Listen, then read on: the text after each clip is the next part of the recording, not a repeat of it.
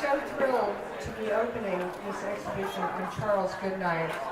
You know, there is really no more iconic figure in the story of the American West than Charles Goodnight, who is often called the king of cattle. He was an entrepreneur, a rancher, and later in life, a true conservationist.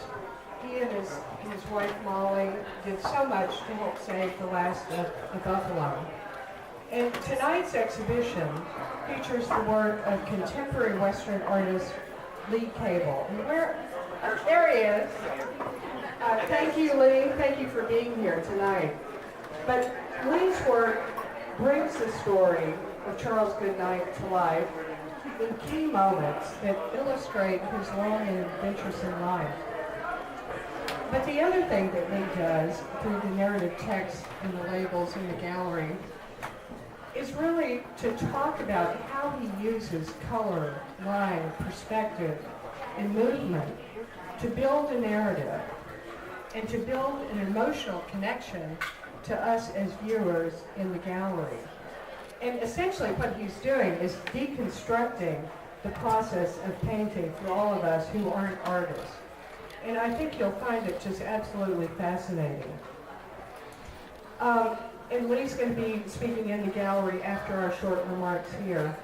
And before I turn the mic over to our founder, J.P. Bryan, I want to give a special thanks to the Susan Kathleen Black Foundation for making this exhibition possible.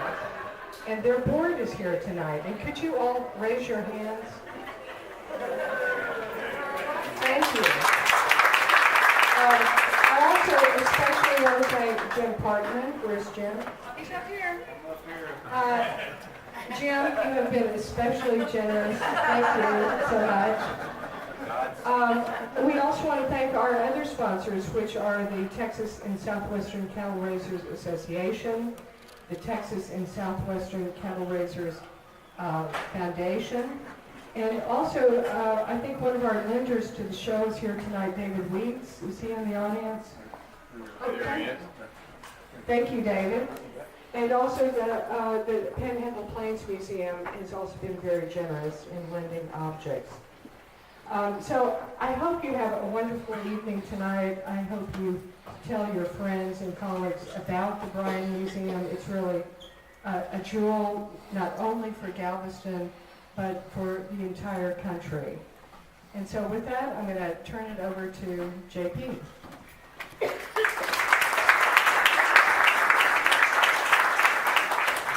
Thank you, Joe. Lee, you are the first contemporary artist that we've ever featured in this museum. We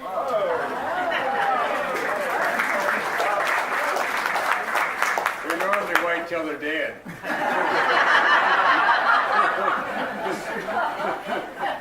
He looks good. But you certainly held up a wonderful tradition here. And what, as Joan said, what an iconic figure to portray and certain segments from his life. Goodnight was truly an extraordinary individual. There were many like him, obviously lesser known, that never gained the prominence that he did, but he absolutely exhibited a range of talents and capabilities through his entire life. He liked to call himself an Indian scout, and that's the way he personally identified himself. And you'll see a movie he actually produced in 1918. It didn't win any Academy Awards, by the way. But it is funny almost, and it's very, some things of it are quite clever. But if you look at Goodnight, there are two Goodnights you can consider, which I found interesting and I thought well worth revealing. There is the actual Goodnight, the true character that we know historically. And probably the man was captured better by his character, was captured better by J. Evetts Haley than any other writer. Haley wrote a biography of many great historic figures on the frontier, but Goodnight was clearly his favorite character. And you can see it in what he had to say about Goodnight, and it's definitely the finest book that Haley ever produced. And I don't know how much you all know about J. Evis Haley, but he was quite a character himself, by the way.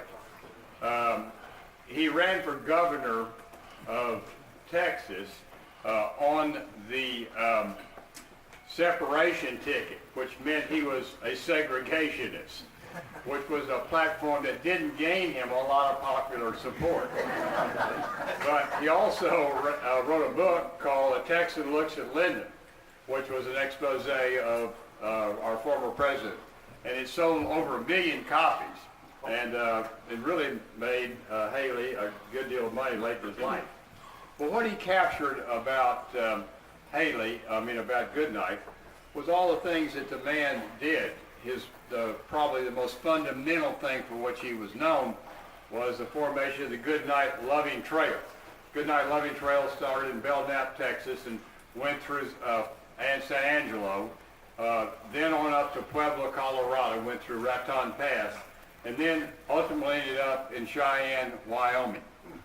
And that was the first trail, the first real evidence of moving cattle, shipping cattle up the trail, so to speak.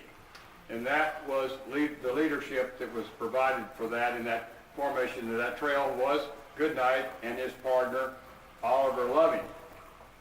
Goodnight also invented the chuck wagon that went up the trail. Every trail driver had a Goodnight designed chuck wagon, which greatly simplified the chores for cooking. He also designed a bed you could sleep in with a little tent that sort of formed over it for the comfort of the cowboys. And as Joan mentioned, he was instrumental in saving the southern buffalo herd. And an interesting sidebar event associated with that, the last of the great men, and it's very tense. And I think Goodnight began to touch his head to make sure he's going to be able to retain his scalp. But he finally negotiated a deal where he allowed Quanah Parker to go locate the southern buffalo herd, which Goodnight had saved, and let him actually have his last buffalo hunt. And from that experience, he gained an incredible friendship with Quanah Parker that lasted throughout his life. He also designed a better version of the side saddle for his wife, Molly. His lead steer, Old Blue, is one of the most famous steers in all cattle drive legend or lore. And you'll see these things. Lee has taken advantage of these high points in his career and expressed them very well in what you're going to see exhibited here.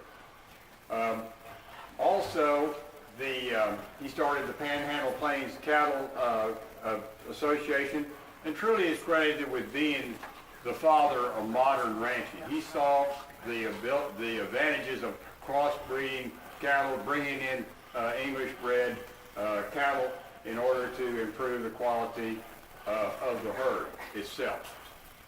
But let's talk about the two Goodnights that exist historically. There's a fictional Charles Goodnight. And where do we find him? In the pages of Lonesome Dove. So it's interesting that when the book Lonesome Dove was written, that you can see how he drew on historical characters. There is, in fact, almost not a single person mentioned in Lonesome Dove, or an event or a place that you can identify it historically. Now, there are two, both very important things that not only give character to the fictional, but also character to the historical Goodnight. So let's talk about them and see how they were dealt with by McMurtry in his novel and by Goodnight in his actual life. And there was the first and most famous, and that is when Goodnight, with gangrene, that was taking his life. Well, Goodnight arrived there shortly before his death. And on his deathbed, Loving said, "Goodnight, you're my partner. I'd like to ask these two favors from you." He said, "Do not let me be buried in this God-forsaken country. Take me back to Texas to the family cemetery in Weatherford and bury me there. And he said, please sell my share of the cattle and give the money to my family. Well, the fictional Goodnight, who was called Captain Call in the Lonesome Dove's story, actually had sort of a bifurcated life. He starts off in the book Lonesome Dove. He's not beginning his career there on those pages as Goodnight. He's actually Leander McNally, who was a famous Texas Ranger who with Company D tamed the Nueces Strip. Now that was a wickedly wild area that lay between the Nueces and the Rio Grande River. Robert E. Lee said it would take 20,000 soldiers to clean the place up. Well, Company D and 40 Texas Rangers did it in a year and a half. But shortly after his experiences there, suddenly Captain Call takes on the character of our friend Goodnight. And he, not unlike the real Goodnight, his partner, Gus, is wounded in an Indian fight in the leg, not the arm. He rides up in a hospital in Falls City, and Call gets there just in time to see Gus die. And on his deathbed, Gus says, I want you to do two things for me, Call. Take the letters to these two women. They were his girlfriend, and he'd hoped to be his wife, the other one. And then I want you to bury my body in that cemetery in San Antonio, where I first began my romance with Clara, in Weatherford, Texas. And truly, that made the legend of Charles Goodnight. Well, in our fictional account, Captain Call packs Gus in charcoal, and takes him 1,500 miles to that little cemetery in San Antonio and buries him. And there's an interesting line. He said, I gave him my word. He said, I'm going to be real careful from now on about what I give my word to. But there's another interesting little moment in both their lives, and I'll show you how closely Larry McMurtry follows the life of Goodnight. And I've got the papers here because I get the two confused as to which one said what. But there was a black scout for both of these men. For our fictional Call, he was Joshua Dietz, and he was killed by a young Native American who was starving and was rushed out with a spear and unfortunately drove it through Dietz's heart. And Gus said, oh my gosh, Call, he said, we should have shot quicker. And he said, Gus, don't tell me any more about what we should have done for that good man.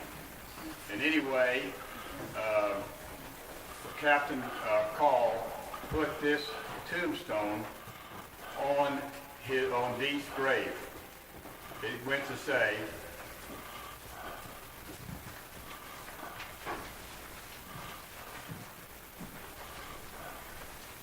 it said, Joshua Dietz served me 30 years, fought in 21 engagements against the Comanches and Kiowa, present in all weathers, never shirked the task.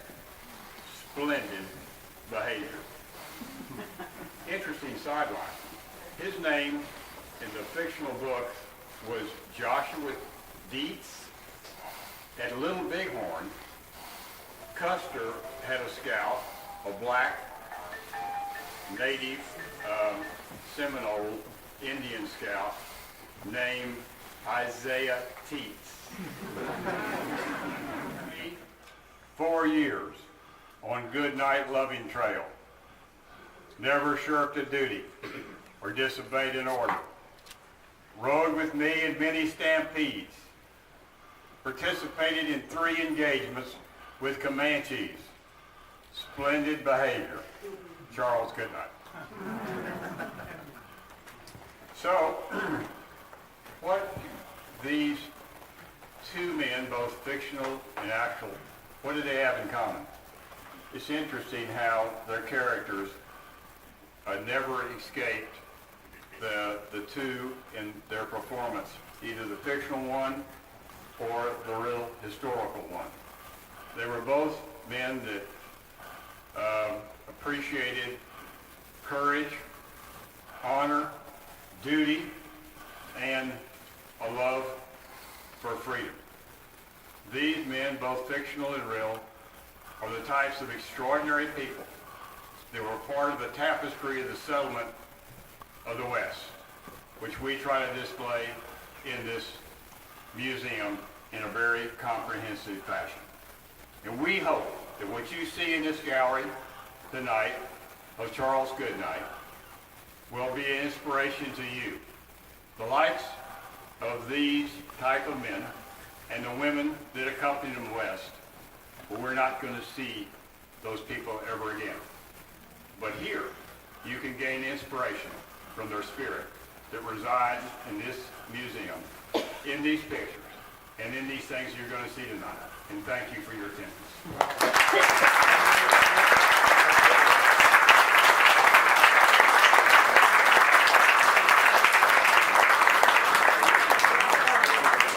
Thank you, JP, for that inspirational talk. And now we invite you upstairs, for those who haven't seen the exhibit, to join Lee Cable in the gallery.